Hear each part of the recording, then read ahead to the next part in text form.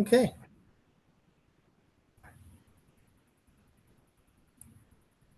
All right. So, like Diane said, my name is Bob Haller. I'm the Deputy Chief for the Eau Claire Fire Department. I've been with the department for about 21 years. During that time, I spent about a decade on an ALS ambulance as a paramedic. Um, I was promoted to engineer. I was a captain, ran a firehouse for a while, and now I got a nice, cushy office that needs a paint job because it's really bright in here. Um, and part of my job description now is I'm in charge of prevention and community risk reduction.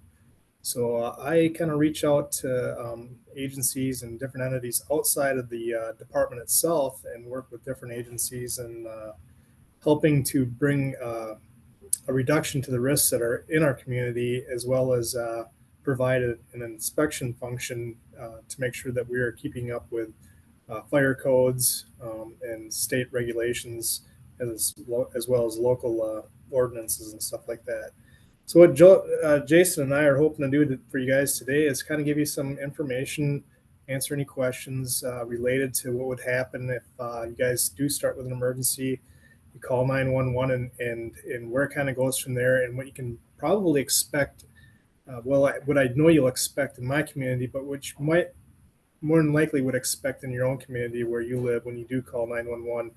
Um, we're fortunate here in the city of Eau Claire that we have a full-time municipal department, but we do go into our rural areas too for ambulance service, and we deal with a very wide demographic of different people that with different um, um,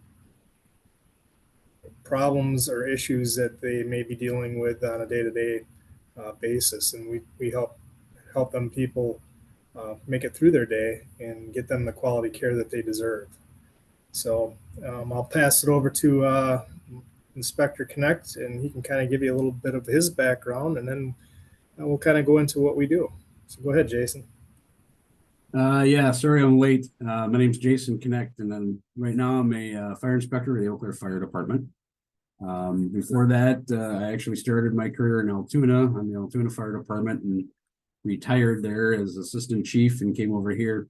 But during that time, I was a 911 dispatcher for Eau Claire County for 22 of those years. So I got a lot of different knowledge and background on both sides of the radio, both sides of the phone. So, yeah, if you guys have any questions about like what we should do ahead of time, or some of the questions that the dispatcher will ask, and that I can go through that too if you wish. Bob, do you have like he's actually upstairs, so do you have a like a schedule or itinerary you wanted to go through? No, I was just gonna go through with the basis of exactly how we would go through stuff if a call would come in, and kind of what they can do in their own homes, or how we can help reduce some of the trauma associated when they do call 911. Because if you've ever had to call for an ambulance or an engine or a police officer, um, that can be really a traumatic experience, not only for the person calling, but for members who live in the household too, because most people just don't call 911 just to have a conversation and see how everybody's day is going. They're having the worst day of their life, and there's an expectation that when you do call 911, somebody's going to be there to help you on your worst day. And that's kind of where we come in. And we've got a very broad set of skills, I guess you could say, when it comes to that, and how we're going to help um, alleviate that worst day of your life, starting with that phone call all the way until we get you to a hospital or care facility that can manage the issues that you or your loved one may be having. But prior to that, one of the big things that we can do is the prevention factor. What can we do to help prevent you having to call 911? Um, Some of the things that we do is in our outreach is we work with the ADRC also for stuff that's going to be hazards inside the home. Simple things that some people might not think of, like rugs on the floor where you might trip, um, putting grab handles in bathrooms, even in doorways, making sure that there's railings on stairs, or maybe even moving somebody who's got mobility difficulties out of a second floor or out of a basement onto a first floor. Um, One of the biggest calls for service that we get through the fire department is just our standard lift assist, which means somebody's fallen and they're having a hard time getting up off the floor or even out of a bed. Um, we do that quite a bit, more than the vast majority of any of the other calls that we get for calls for service are helping people just get their mobility back so they can actually work throughout their day, where we don't even transport anybody. We help them get into a chair or help them actually get off the bathroom or out of a bed, or even sometimes helping a loved one get somebody into a bed. We go for those calls of service. Um, and one of the things that um, I guess a lot of people who are just starting to experience this, they're very timid in these calls because they've never had to call the fire department for help, and that can be a very traumatic experience for a loved one who's seeing a family member of theirs going through mobility difficulties and needing assistance, and calling a bunch of strangers into their house to come help them. uh, I've seen the emotions on those families' faces, and that's why we're there to kind of help comfort and get you guys the help you need in that time and need, no matter what time of day it is. So, but the preventive actions, when people think of the fire department, they're thinking, oh, we're here to put out fires. That is true. And just as a little caveat here, the reason Jason and I are tag teaming this, if we do have an emergency that comes in, Jason will be able to stay, but I do have to go. So just kind of give you a heads up that if all of a sudden I abruptly leave, that means something big's going on in the city. So, um, but the preventative aspect of it, when we deal a lot with the fire science related stuff of it, making sure that um, we've got smoke detectors and carbon monoxide detectors in homes. People that have mobility issues, smoke detectors are up on a ceiling in um, most homes, and we have population groups that can't reach those. So we do have a program that we work with the American Red Cross. Is that correct, Jason? It is. Where we actually go through, and our fire companies actually put these smoke detectors in people's homes that need it. We also try to remind people that um, make sure that you're changing those batteries twice a year. That's why we have the programs that say change your clock, change your batteries. But what most people don't probably realize is if you are having a mobility issue and you need help getting those batteries changed, we can do that. We will come out and we will help you change those batteries just to make sure that you're safe. Because when that call does come in, it's a little too late sometimes if people aren't alerted very early on in a small stage fire in a kitchen or something like that, or in the house. If somebody's sleeping and those alarms don't go off, it makes our job much more difficult. And if we get that alarm a lot faster, we can actually do a lot more good and save people's lives. And that's why we're trying to get into people's homes to get these detectors put in, carbon monoxide detectors put in, and even homes that have gas appliances. We like to see people, and it's really not out there right now, but like to see people putting these gas monitors in their basements where they have gas water heaters and furnaces and stuff like that. So if there's a gas leak, they're alerted to that too. So the preventative stuff is where we kind of come in, and my aspect of the prevention division. And Jason is and Shu, who's one of my other inspectors, their job is to go out there and make sure that the compliance is out there for businesses and stuff too. That way, people who have difficulty moving into apartments or stuff like that, we want to make sure that those places are compliant with our current codes, and making sure that the people that are in there are safe too. So our prevention portion is just the beginning of a very long set of things that we do on the fire department. I don't know. I think I heard some people are from the La Crosse area. Um, I know for a fact that La Crosse and Eau Claire are very similar in how we do a lot of our stuff. If you're from a rural area, where you're in a township or something like that, these programs are still also available, most likely through your fire department or through a county department that will assist with the programs that you need. Uh, so, has anybody got any questions on just the prevention and the risk reduction portion of what we can do? One question that I have is that I frequently tell people that it's a good idea to reach out to, I mean, even early in ALS progression, to reach out to your local fire department, just to share your situation, let them know your address, let them know what your circumstances, so that in the event that they would need to respond, they would know what they're walking into. Can you speak to that a little bit? Yeah. So obviously, the more information we get prior to even arriving on scene is going to give us a vast amount of knowledge of what equipment we're going to need and any additional personnel if needed too.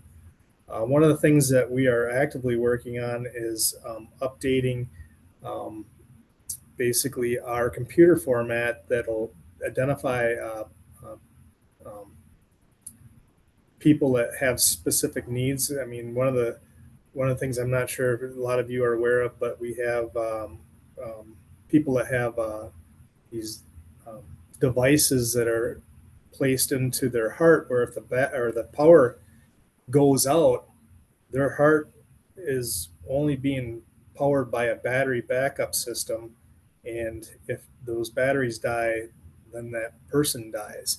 We have those actually into our system where if that does happen and we get a call, we know exactly where we need to go to respond to these people. Um, Same thing if we have it in our system where somebody has any type of certain medical needs or something like that. We do track that as we're only as good as tracking that as the people who reach out to us and let us know, hey, we have this in our community or in our house. Is there a way that you can put that into your computer system so when your ambulance comes, they know which door to go to, um, you know, the needs of that patient. That stuff, if we get that information, it is tracked in our system and we know exactly how to handle that situation when we do arrive on scene. I don't know, Jason, can you think of some other things that we're doing, especially from a comm center side of things? Yeah, they can actually flag your address for whatever special thing is going on. Like sometimes on the law enforcement side, they'll flag an address like this person is known to carry weapons, or this person is known to not like law enforcement, or that kind of stuff, like prepare for a fight. Well, on the fire EMS side, we can put in those mobility challenges like or geographic location, like subject is confined to a wheelchair and their bedroom is in the back of the house, or wherever their bedroom location is. You can make whatever note in the CAD system, the computer aided dispatch system. So when they type in your address, it'll pop up on the screen to the dispatcher that, oh, I should send extra help, or I should send whatever to take care of this issue. So if somebody is wheelchair bound, we can know that ahead of time. But let's start with the call. So if you call 911, my biggest complaint I got when I was a dispatcher was that some people thought I was rude, and that was because I was so focused on getting my answers, because it's a scripted thing. Number one, you got to be quick, and number two, you're timed. And every time a call goes over a certain amount of time, then it's scrutinized, like, why did it take so long? And, sometimes it just does. But plus you have a very scripted set of questions. especially when it comes to a medical emergency. Somebody's from La Crosse here too. Is that what I heard? Yeah. The La Crosse County Sheriff's Department uses what we do here in Eau Claire. It's called the Emergency Medical Dispatch, EMD, they call it, where it is a scripted list of questions. And it's to scrutinize your answers to see, if you're having chest pain. Okay, I'm having chest pain. Well, is it because you're having a cardiac event, or is it because you got kicked in the chest? I mean, two totally different things. And then based on those answers is what response you get. Like, just as an example, in the city of Eau Claire, if it's not a serious issue, you might just get an ambulance. If it is a serious issue, or maybe there's something special about it, then you probably get an engine company as well. So you get extra hands. Or in the rural areas, you might get first responders only if it's, say, just a lift assist. Sometimes, at least around this area, if it's just a lift assist, I slipped out of my chair, or slipped off the toilet, whatever the problem is, I'm not injured, I just need help getting up. Maybe we'll just send the first responders without the ambulance. And sometimes, depending on the response too, you could get just the ambulance without the first responders or whatever. But that system is designed to get the questions that we need as the ambulance, the questions that we need, and then also to help the people going to this call to get them prepared for whatever the case is. So the very first thing to know is your address. Absolutely, absolutely know your address. Or if you have any caretakers, to make sure that they know.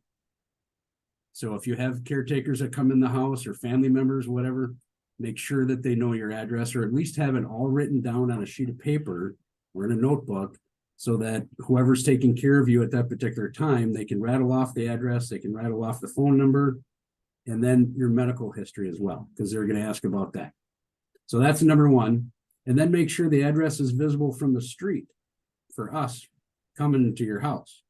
Make sure the numbers are on the house, or if the house isn't visible from the road, make sure it's out, not necessarily on the mailbox, because the mailbox could be across the street or down the road from your driveway. Make sure that it's outside your driveway. And in fact, the dispatcher might even tell you to have somebody go out, if somebody is able to go out and wait for the ambulance, flag them down. So know your address and the phone number, and have all that medical history on a notebook, so it's readily available. But the thing is what the dispatcher is trying to do is to guide you through this set of questions. Like, are you conscious? Okay, yep, you're conscious. That's good, because that means you're breathing. If you're not conscious, then are they breathing? Well, now we have to figure out if you're breathing or not. And then we use, there's actually a breathing diagnostic in that software, that if you're not breathing so many times a minute, then that's an emergent thing. Like anything less than 10 breaths a minute is an urgent thing, unless that's a normal thing for you. Like some marathon runners, they don't breathe very often. In fact, their heart doesn't beat that often either, because they're so healthy and they're used to that. But for normal people like you and I, 10 to 15 is normal. So they figure out if you're breathing or not, and then what exactly is the problem? Do you hurt anywhere? And, they go through this whole laundry list of questions to get those answers and to get that call determined. Like at least here in our city, for example, an alpha response, that's not so serious as a delta response. They go A, B, C, and D. And La Crosse does the same thing. Other counties around the state do the same thing too. But then once you call them, they're going to stay on the phone with you until the ambulance gets there, most of the time. They might say, I have to let you go to, for whatever reason is, but most of the time they'll stay on the phone until somebody gets there, whether it's a police officer or an ambulance or the first responders or somebody. So it's not like you're going to be all by yourself. And then two, they can help you with getting things prepared, like, turn the outside light on, unlock the door, put the dog away, that kind of stuff. so that it's not going to be an issue so these guys can just walk in and get to work. And really the ambulance, that's like bringing the emergency room to you. All the drugs and all the stuff, all the procedures, that's all, it comes right to your house now in the ambulance. So, but that phone call with, it's huge, absolutely huge to have your address on the house or outside your house if your house is invisible from the road. And then reach out to your local fire department or ambulance and say, you know, hey, this is what's going on at my house. I have this issue, so you'll need extra help. Get me off the floor, or you'll need extra help to load me into the ambulance, or, you know, take my wheelchair with you when we go to the hospital, that kind of thing. And I'm sure you already know, but there's other programs through the ADRC. If you don't have a ramp, they can make you a ramp, or, you know, that kind of stuff. We can't really help you with that, but they have a list of contractors that can do that for you, or maybe put in lower windows. So instead of, or a window big enough to get out of as a secondary means of egress. Like if for whatever reason we can't get out the front door. So, but as far as us, at least in Eau Claire and I know Chippewa Falls and La Crosse, we partner with the Red Cross to get smoke detectors, like what Bob was saying. And excuse me, those smoke detectors, the ones that we use, are the 10-year battery life, so you don't have to change batteries. They've sat on the shelf for about a year or two because of COVID, so you get about 7 or 8 good years out of them, but at least you don't have to change batteries every 6 months. And we can do up to 3 per household in the city of Eau Claire, if you live in the city of Eau Claire. And I know La Crosse has the same rule, because they asked me about the program, so I give them everything I got. So they basically carbon copy my program. But we'll come and install them for you, figure out where you need them. And then actually the city county health department got a grant for carbon monoxide detectors as well. So we can give 1 carbon monoxide and 3 smoke detectors. If your local fire department doesn't have that program, I know your local Red Cross does. The Red Cross loves us because they buy them, but sometimes they don't have the means of getting them out to the households. And at least my local Red Cross guy is like, hey, how come you're moving so many, you know, what are you doing to move so many smoke detectors? Well, I partnered up with the fire department, we're advertising it. So your local Red Cross has them, and they can actually come out and install them for you. You just have to get a hold of them. Sometimes they don't have, like once in a while, they'll have like a door-to-door campaign, which is kind of hit and miss. You know, it's just kind of dumb luck if you're home that particular day.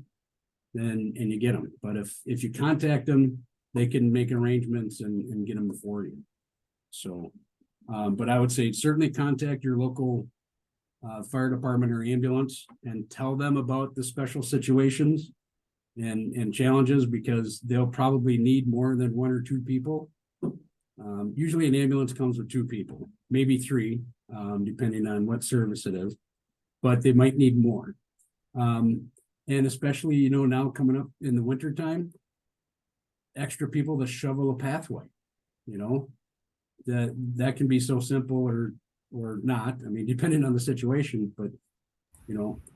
Yeah, I think I've probably shoveled more people's driveways than my own in my career. Oh, absolutely. Absolutely. You know, I don't know how many times I've grabbed the shovel just to get to the door. So, but the biggest thing I can stress the most is have your address visible, because we can't help you if we can't find you. That's half the battle. And once we get there, that's fine. Then we can take it from there. But and if there's any sort of a fire situation, you know, those updated smoke detectors, and really a smoke detector only has about a 10-year lifespan. So if your detector is older than 10 years, you should replace it. Because that little sensor that's in there, that gets gummed up over time, kind of like a window or a mirror that if you don't wash it, it gets this kind of grime on it, and it gets less sensitive. So every 10 years, replace those detectors. So somebody had a question, I think. Yeah. In thinking about ramps, doorways and stuff, what's been your experience? What works well to gain access, and what are some hurdles you've run into? We're thinking, of course, of creating a ramp. Either we can go around the garage in and that's covered, or just outside, which would be straight in. I'm just curious of what works and what doesn't. That is a good question. Yeah, I can tell you, when ramps are being built, I think they when they're building it, they're thinking about a person in a wheelchair. Yeah. They're not necessarily thinking about a person that's laying on a cot.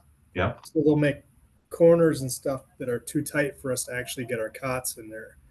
So, you know, something that's a direct approach that would accommodate the cot that the ambulance has without the sharp turns really helps us to get closer access into where the patient is. Our new cots now, they're power load cots that we have in the city of Eau Claire. So we don't necessarily bring them all the way into the home anymore. When I started my career, we didn't have all this fancy power stuff that saves everybody's backs these days. That's why I got a nice cushy chair now, because mine's pretty much wrecked. But if we have a difficulty getting a patient or something out of the house, that's why the information that you're giving the dispatcher over the phone, or that they've already been made aware of through the information that has been already provided to them, will allow us to know we're going to need extra people to help move this person off their bed. I mean, we have a larger community, I guess would be the nice way to put it, where people are not quite as small as they used to be. So it's taking a lot more people to move some of these people out of their homes. So sometimes we might need to have 2 engine companies in an ambulance. So 2 engine companies, that's 6 people right there, and 2 more with an ambulance to help move somebody. And sometimes we have law enforcement with their hands in there helping us move people out of the bedrooms into the living room and then out onto the cot that's outside. So when you're talking about access into the house using a ramp or something, just keep that in mind, that yeah, it's great for a wheelchair, but if somebody needs to be brought out by a cot, maybe it needs to be a little bit wider without tight angles that they have to turn on. Trust me, if I could get in most of the buildings that are putting elevators in too, I'd make sure that they'd have a lot bigger elevators for some of our residents that we're dealing with too. It's like, I don't know how they even got a couch or a bed into their apartment when the elevator is only big enough for 2 people. So, but no, Yep. Great question. That's part of my job now of planning is looking at plans for new construction and stuff, is to make sure those elevators are wide enough for a ambulance cot. But also, like what Bob said, yes, make sure the ramp is wide enough, first of all, not just wide enough for the wheelchair, but maybe for somebody to walk alongside you too, or gives that little extra fudge factor in case it's slippery. You don't want to fall off the ramp either. But then also, like he said, those tight corners, because a wheelchair is only probably 3 feet long, maybe 4 feet long at the very most, with your feet sticking out. An ambulance cot is about 7 or 8 feet, and to turn that into a tight corner or a square corner, that can be very, very challenging.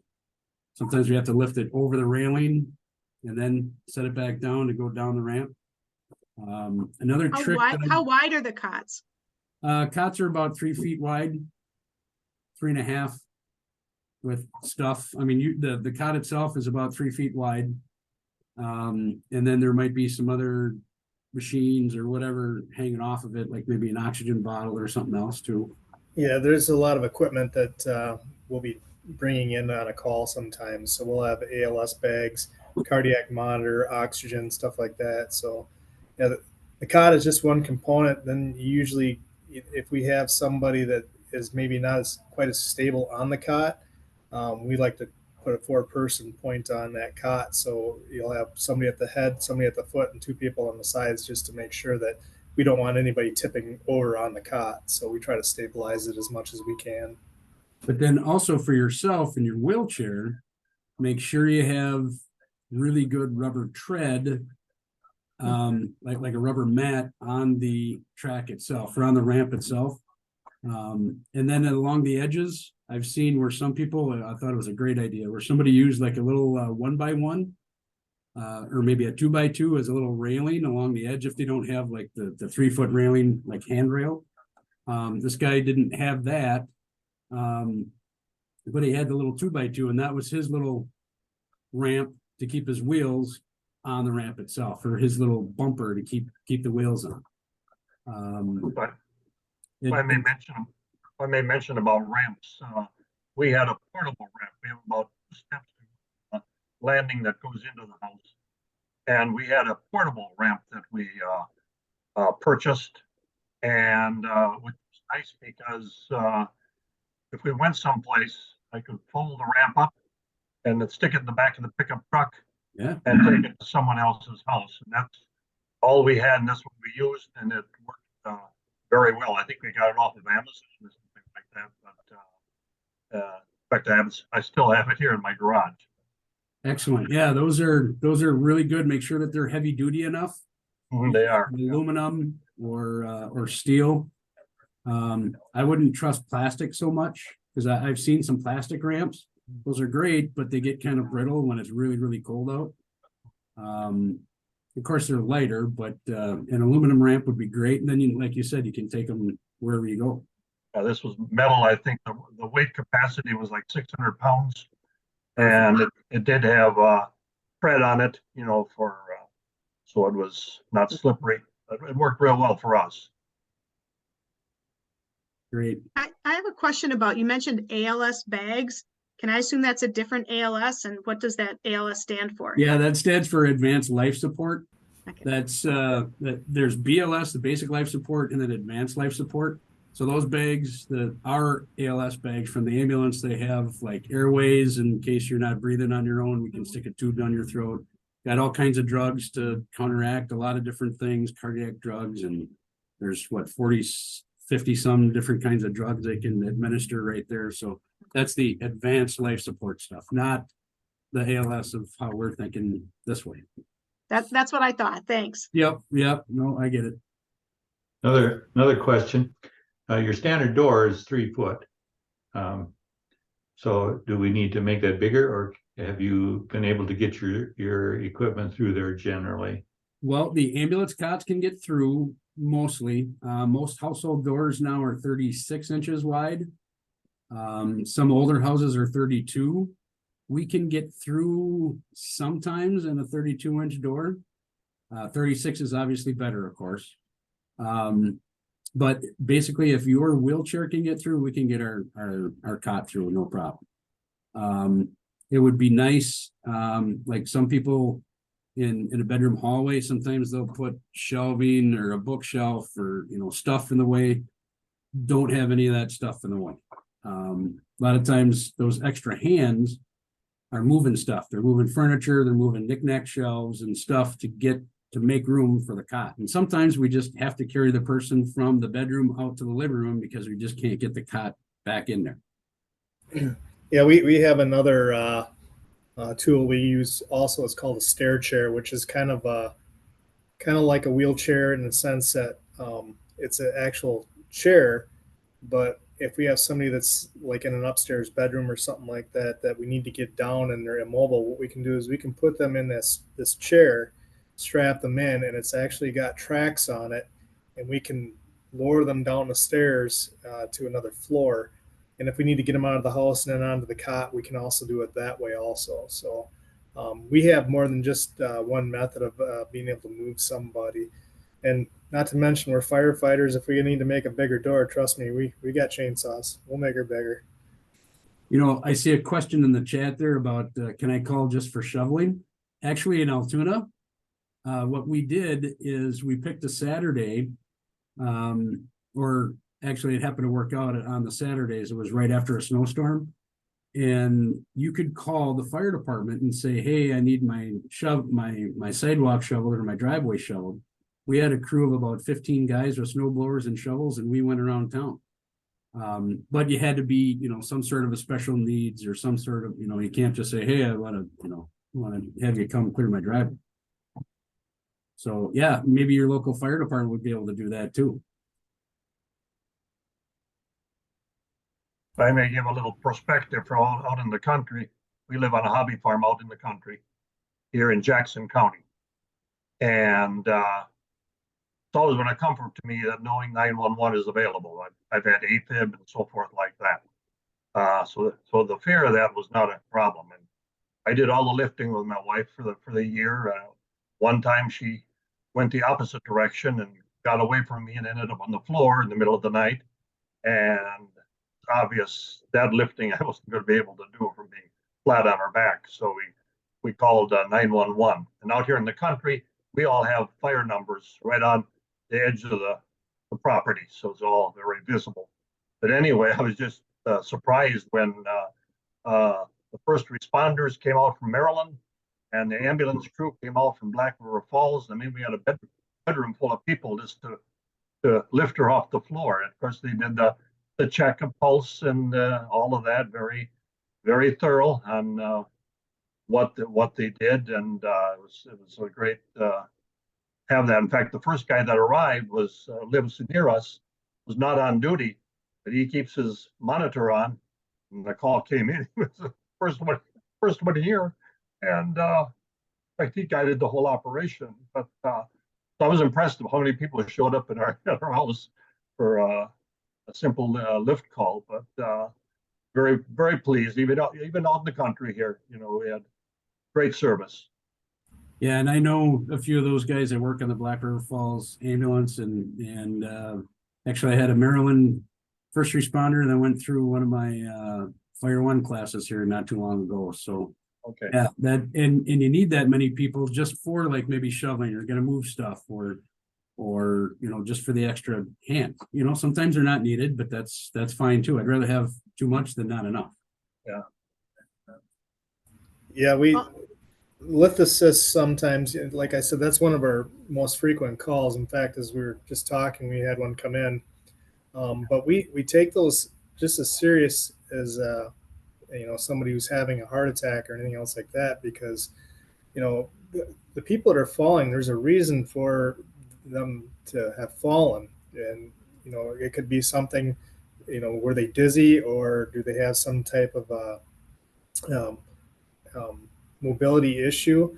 And our concern is what are they taking for medications? You said you had AFib. I'm assuming you probably take a blood thinner to kind of stem off any issues from the AFib. Well, AFib, the medications you take for that could also create dizziness and stuff. And if you fall, all of a sudden you might have an internal bleed that you're not even aware of until after we're gone. So that's why we want to check blood pressures, even blood sugar, talk with you and make sure that everything is okay before we just sign that release form and take off.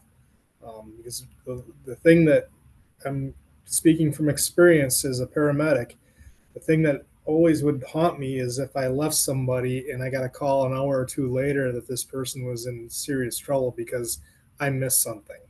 So that's why we take every one of our calls very seriously, and we want to make sure we do a thorough assessment on all of our patients. Like the case with my wife, she did bump her head and whatever, and could have been more things that I couldn't see externally, or could have broken a bone or something that you don't see. So yeah, and in that case too, don't be afraid to call. No matter whatever time, day or night, whatever, that's what they do. That's what they signed up for. So I would rather see you call anytime than to see you try to do it yourself. And now we have two patients. You pull something or you pass out and fall and hurt yourself too. So, don't try to do that kind of stuff by yourself. Yeah, we've had that happen where, a loved one has tried to help a family member that has fallen, and all of a sudden they're in a lot more trouble than the loved one that had initially fallen. So it's better to call us, get us out there to assist, because we have the manpower and the tools and the ability to be able to do it and mitigate most of the potential harm that you might have trying to do something like that on your own.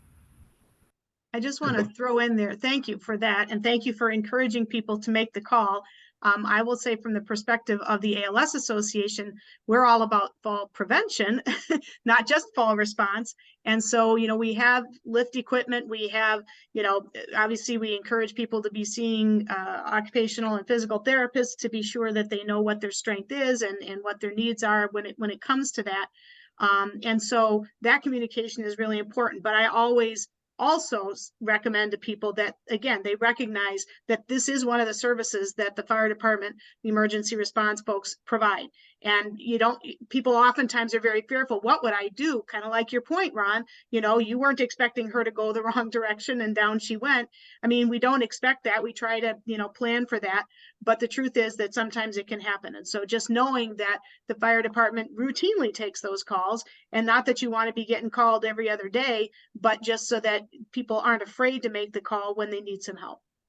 I think one of the things that people hesitate on is the cost, especially if their insurance isn't very good and whatever. I think that's what quite a few people I've heard, they'll hesitate to call for help. Yeah, so in the city of Eau Claire, how we have it structured is we offer three, basically. I don't want to use the term free because there is nothing free, but there's a no cost to us coming out there for 3 of those lift assists through the year. So, and then after that, it does get billed to insurance if you have it, or Medicare or Medicaid, which more than likely isn't going to cover those costs. But what we do is we work with the families who have exceeded those the allotted calls that we have through the year, and sometimes we even just waive them because we feel that it's more important that we keep our community safe, and we're not in it to make a buck. Trust me, I know my department struggles every year with budget stuff because it's our volume and the amount of calls that we're going on is exceeding our rate, but we want to make sure our community is safe. So it's not about the money for us. We're out there trying to do the best we can. And if we have somebody who's on their 7th lift assist, I think we have one family right now. I think we're probably on our 30th or 40th for this year alone. And we're constantly taking the phone call from this family saying we can't afford it, and it's like, we understand, but if you need us, call. We'll be there. We'll work on that bill. We're not there to try to put anybody into bankruptcy. Trust me, we're not trying to do that. So does it help if we offer cookies and milk? Yeah, you're never going to hurt the stomach lining of a firefighter. I can guarantee you that. So if you got plenty of that out there, yeah. If they're good cookies, I might have to deem them a fire code violation after. Yeah, we're like billy goats. We'll eat just about anything if we're offered it. So Angie put a question in the chat that I actually was also going to ask, is in terms of how do we advise our people about where best to put information. We have these file of life things that are magnetic that stick on the refrigerator. Is that the best approach? I've heard people putting stuff in the freezer. I mean, I hear lots of different things. Can you enlighten us on that? I was going to bring that up, and I love those things because, I think it's kind of the program that is out there for making new first responders and stuff like that aware of those vial of lives and stuff. I think it's kind of gone by the wayside a little bit, which I think is a kind of a bad thing. I know for me, having grown up and started my career early on this and knowing about that program, I always looked right at the refrigerator when I walked in. When I saw that red and white vial of life thing up on that refrigerator, or it said a sticker in there said vial of life inside that freezer, I knew to open that door and be right in there, and I'd have all the patient information I needed. I think that's a little bit more on us as a response agency to kind of bring up our younger members to say, hey, check that freezer or look at that refrigerator, because it's actually one of my assistant chiefs over here. He's got one sticking right on his filing cabinet. So I'm curious to see what he's got in there. but no, I think those are great, and I highly recommend them, uh, because the list of medications, where the advanced directives are. One of the things that we do run into is if a loved one is um, not doing well, and it looks like there might be a substantial um, cause for alarm that they might expire. Uh, we want to know what the wishes of the patient are. We want to be able to know, because not everybody likes wearing the DNR bracelets, which by statute that's kind of the only thing that we have that says that we don't have to provide these advanced life procedures on people. But if we have that information and we know what the wishes of the patient are, that just helps us in our determination protocol of how we're going to handle the patient in that type of situation. Because a lot of people kind of put it off, and then at the last minute, they see their loved one who is not breathing effectively, calls us, and we show up, and they're like, "Well, we're not sure what to do at this point." We're always going to probably err on the side of caution and do everything in our ability to make sure that this person survives that event. But we've also been called to the carpet where we've done that, and the person who we've saved has said, "I didn't want to be saved. Why did you do this?" So we kind of get put in a catch-22, and it's kind of hard on us because our job is to save everybody. We don't want to see anybody, pass away under our watch, because we've trained our whole careers to save people's lives, not to just let them die. So, but if that paperwork's there and they're wearing, the advanced directive and the DNR order bracelet on, that's kind of them letting us know, nope, this is what they want. This is their wishes. So, Now, if I can connect that with hospice, if you're on hospice, we're not to call you, we're to call hospice, first of all.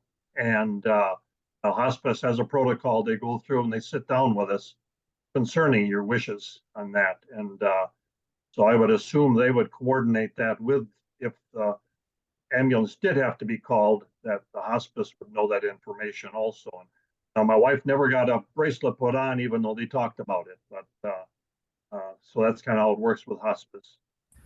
yeah, I can speak to a little bit about that too. We have run into some issues like that before because the law does say that you have to have that bracelet on, which kind of gives us a little bit of a, we're here. We know what the patient wishes are, but when hospice is on scene, they're the primary care provider as far as we're concerned, and we kind of just let it all go to that portion.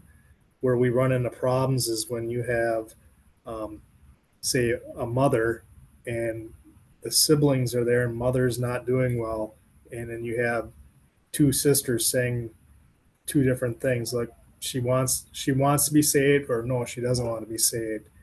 And that's where we all of a sudden get put in the middle, and it's like, I need the paperwork, and I need the legal documentation to say that what your mother needs.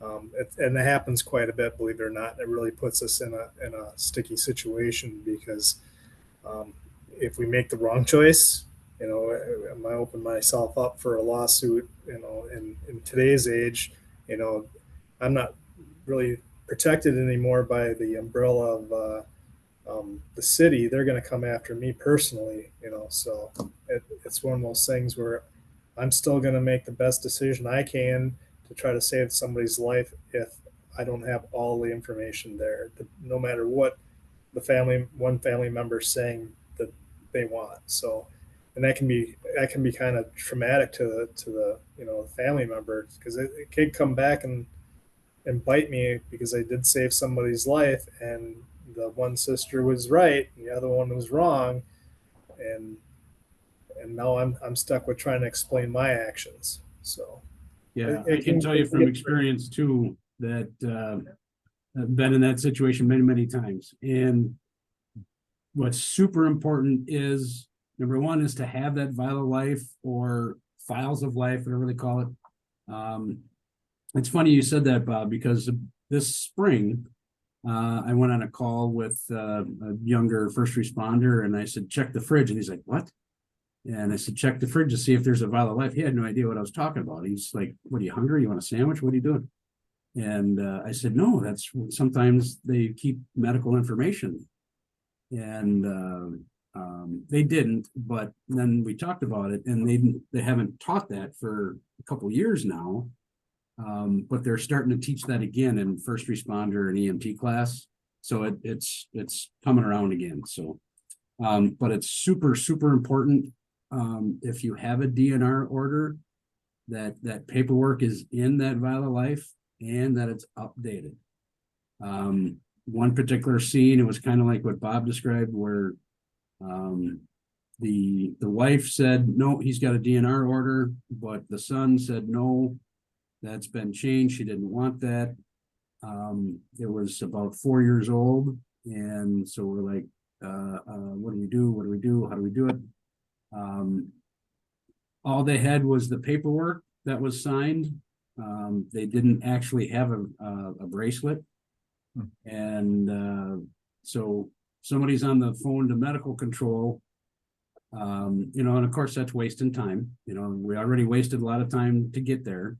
Now we're there. Now we're trying to figure this out. What do we do? And I just told my guys to just do it. Just start CPR, and they'll tell us to stop if they want to. And actually, the son or the husband actually did try to sue the city and the ambulance and all that, because that was her wishes. She wanted to pass away and not have any life-saving efforts. But the paperwork was old. So we were like, we always err on the side of caution. But at least in this area, make sure, or wherever you live, make sure you have the proper paperwork and that it's updated at least once a year. And we're under orders as first responders that if you don't see a bracelet, it's not legal. Mm-hmm. So if there's no bracelet, then we have to do it. We're legally obligated. So make sure that's super updated, and that you have the bracelet on you somewhere, somehow. I know it's kind of a pain to have that around you all the time or whatever. Our latest medical control says, well, at least if it's in the vial of life or it's in their paperwork, okay, fine. They don't have to wear it on their person 24 hours a day. But at least have that stuff updated. That's very helpful. Yeah. Excuse me. I was just going to say. Often, go ahead. How often do you have to have your, do not resuscitate orders or what have you updated? I've heard that our medical director here says if you have one, he suggests to renew it once a year to make sure that that's what you still want, because people change their mind all the time. Right. Okay. No, it's a bracelet. Thank you. I mean, the paperwork. Yeah. Well, and I think too, keeping in mind, so DNR, do not resuscitate, basically, and correct me if I'm wrong, is, they're not going to do CPR. They're not going to do something to bring you back as, if your body is saying it's time to go. So, and we do emphasize, I know at ALS clinics, and certainly if the topic comes up in conversation with families, that it really is important to think about those things, to make those decisions, and then to have that bracelet on. But it doesn't mean that if you fall and you break your leg, that they're not going to take care of you and treat you. So it's really just about bringing somebody back if they're, and I've heard it in some states called allow natural death. So I think that, kind of helps to frame it maybe in a better way than do not resuscitate, but just wanted to clarify that. Yeah, what that means that if your heart has stopped and you're not breathing when we get there, that paperwork, whatever it's called, do not resuscitate here is the most common, then we're not going to do anything to try to reverse that. Okay. Or if suddenly when we're there, you stop breathing, that means we're not going to take those life preserving efforts at all. I mean, we're still going to pick you up. We're still going to splint stuff. We're still going to give you oxygen if you have a hard time, everything else. But all that means is if you are in that state, you want to remain in that state, I guess you can call it. Like we're not gonna try to reverse that. I think in some situations, like with me, I was the power of attorney for medical and whatever else. So I was the one there on the scene and could direct them or whatever, what our wishes were at that time. too, I And would. actually, that's another good point. If you're gonna be the power of attorney or the one making the medical decisions for that person, to make sure that that paperwork is up to date too, so that we can take that to the hospital. Because that eliminates a lot of confusion and speeds up process time too. Like, are you legally okay to make medical decisions for this person if they can't do it for themselves? Sometimes that delays a lot of treatment and things too. So We filed those papers with our doctor. absolutely. Yep. Great. I think, is it Dan? Did And you guys have a Rochelle. question? Oh, I was just gonna say, I did hospice for over 25 years and had several situations where the person was wearing the DNR bracelet and the healthcare agent, who was the spouse or child, decided against the patient's wishes and cut the DNR bracelet off because they're plastic. And so we had hospice patients resuscitated that didn't want to be resuscitated, or they couldn't be resuscitated. They were on life support. Then we had the whole issue of having to take them off life support and totally against the patient's wishes. So that can be very challenging, and trying to get the family to come to a consensus of honoring the patient's wishes. Yeah, and sometimes, we're standing right there in the bedroom when the family's fighting, and we're like, and guys and girls are looking at their bosses like, do we start CPR? Do we start an IV? What do we do? Well, I'll just wait. And it's a hell of a mess. I hate that situation, but the patient can revoke it anytime they want to. Yeah. If they're able to say, I want to be resuscitated. Yeah. Now you're getting into a sticky situation where it's a power of attorney or something. They say, no, I want to reverse this, and sometimes we have to call medical control. We have a direct communication with the on-call emergency doctor at whatever hospital you want to go to. Everybody does. That's part of every ambulance service. You have to have communication 24 hours a day with a medical doctor that can make those decisions.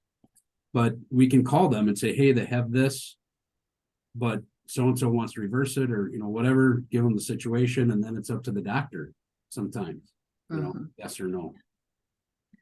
Well, and I think this also boils down to two things: communication, which is, and a lot of times we talk about the advanced directives, and if you're going to an ALS clinic, they'll nag you about it, making sure you have that up to date and on file with the hospital or the clinic. But it's also about ongoing communication. So it's fine having the patient, or having the signatures of who's the agent and all the witnesses and all the legal part of it. But if you don't know what your loved one wants and what their wishes are, then you're not going to be able to be an effective agent for them. So I, again, encourage you to make sure that you're having the conversations in addition to getting the paperwork done. And then the other piece of it is just respecting the person whose life it is. And I understand that's a huge thing. And I don't envy you guys one bit having to walk into those situations and having those family conflicts. But again, the more that you can communicate in advance and make sure that you know what the person wants and you're able to and willing to respect it, that's huge. Because again, it's all about put yourself in their position. If you want it to be done and you are like at that point and somebody else is saying, I'm not ready for my mom or my spouse or whatever to be gone, that's really not, fair for the person that wants to make the decision. I think with us, it was fairly easy knowing what ALS leads to. And, it's, there's no cure there. So it's just a matter of, it was easy to say, yes, just do not resuscitate. Kind of along those lines, a question that I would have is, as the disease advances and perhaps your loved one is on a continuous BiPAP machine or oxygen, and we have a climate emergency or a power outage, Yes. is there some help? Or we don't have a generator, so yet. You know, what do I do in that situation? Well, that's funny you asked that, because we just had a situation in Eau Claire in the city where there's a chunk of the city that was going to be out of power for quite a while. And the emergency government coordinator for the county, every county has an emergency government coordinator that's supposed to plan for this kind of stuff. A mass power outage is one of those disasters that they're supposed to plan for. And at least our guy here in Eau Claire County, he planned out to have one of the local high schools be the place to go. And that was set up where that still had power, or at least it had emergency power, where people just like that needed power for their oxygen generators and respirators and that kind of stuff, they could go there and plug in. We're all, at least in Eau Claire County, we're looking at buying 2 battery packs that are supposed to be just for that kind of medical equipment. The hospitals already have them, but it looks like a little jump pack that you put in your car to jump your car if the battery dies. It's a little portable thing, and you just plug your machine into that. And that's got to be on a charge every so often. But if in a dire emergency situation, the fire department has generators on their fire trucks for, to power up lights and electrical tools and fans and that kind of stuff. At the very last resort, you can call a fire truck and they can come with a generator, and you can plug directly right into the fire truck until you figure out what to do from there. They can come right to your house and do that.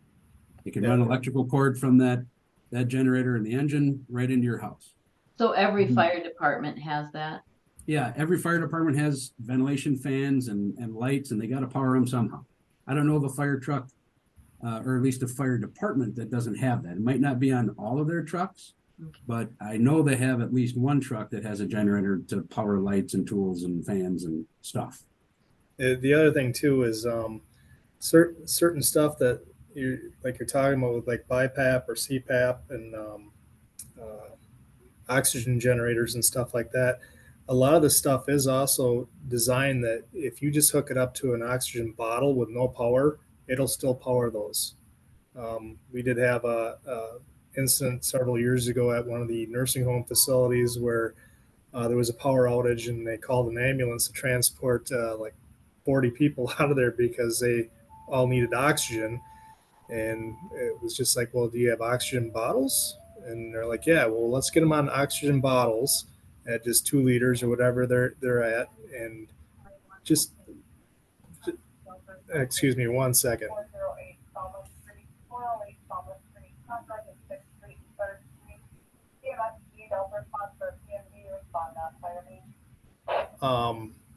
But some of the stuff will actually just work on just the air pressure inside an oxygen bottle. So check and see if that particular BiPAP or CPAP that you're using is able to do that, and that'll buy you some time at least to get to either the power back on or to go to some place where you can actually have it powered. So that's just something to keep in mind. I know with us, we were out for 3 days midwinter and got down into the 40s in our house. My wife was in the lift chair at the time when the power went out, so it was real fun for me to get her out of that lift chair and whatever. But we had some members from our church that came over with a generator and hooked it directly to our furnace and helped out in that way. Excellent. I wanted to share that we actually, through the ALS Association, have a document that I'll email out after the meeting, which kind of talks about sort of the many places in the country are worrying about hurricanes, or worrying about flooding, or worrying about fires, or worrying about a lot of things that aren't as applicable here in Wisconsin. However, again, power outages and really trying to plan ahead and make sure that you're ready for one of those kinds of emergencies, as opposed to just he fell, or she is having trouble breathing, or the kinds of things that normally people are going to call for. So I will get that sent out. Since we're running towards the end of our time, I will actually in that email follow up, also ask about the December 11th meeting, and you'll have a chance to weigh in, your opinion, yay or nay on that. And I actually also have that I'll go in this email, a list of sort of suggestions from emergency room doctors. So I attended a presentation recently where the speaker was herself an emergency room doctor, and she had basically queried on some Facebook group that she's on, what advice do you have for people with ALS that are coming to the emergency room? So I will share that listing of suggestions as well. So we have a couple minutes. Any final questions, comments? I would just like to make one, and concerning if your doors are locked and you call 911, the first guy that arrived here for the lift assist had also come previously to our place when the smoke alarm misfired and we were gone. I knew the house was all locked up, and we got back here and the doors were open. And so I asked him when he came for the lift assist, I said, I pictured getting back here and having my front door all smashed in and whatever. So I asked him, I said, well, how did you get in? He just looked at me with a twinkle in his eye and said, I have a way. No, that's you bring up a good point, though. That's another thing that you can let your agency know, is where you keep a spare key or the code to your house or something like that. And we keep that confidential, and it allows us to gain access, because trust me, there's nothing firefighters love doing more than busting through doors and stuff like that. And if we can try to prevent that, it would be. That's another thing that your local agency can notify the dispatch center and put that as a location note. Hey, key location is, or the door code number is whatever. Like, Claire, we have computers in the ambulances, so the dispatcher can just type that to the ambulance to say, hey, look at your screen for key information. If they happen to say that over the radio, hey, check the flower pot on the porch for the key. Okay, great. But now you got to move it because you used it once, but that location note can be right on the dispatcher screen, so they can let the first responders and the ambulance know that, or they can say, hey, call dispatch for the key location, whatever. They're not going to give all your secrets over the radio. From this guy's response, I took it that he had other ways also. There was there hasn't been a door that I've met yet that has held me out. We have a universal master key. It's called an app. Right. Yeah. Well, thank you so much, Bob and Jason. In respect of time, I want to wrap this up, but this has been so helpful and such great information. Thank you all for joining us and sharing in the conversation. Any final comments from Bob or Jason before we wrap it up? If you guys have any other... Oh, no problem. If you have any questions or whatever, I'll put my email address in that box in the notes there. And if you think of something later on, you can always email us too. Okay. Appreciate it very much. Thank you. Thank you all for having us. Yeah, thank you. I'm going to wait for Jason's email so I can snag that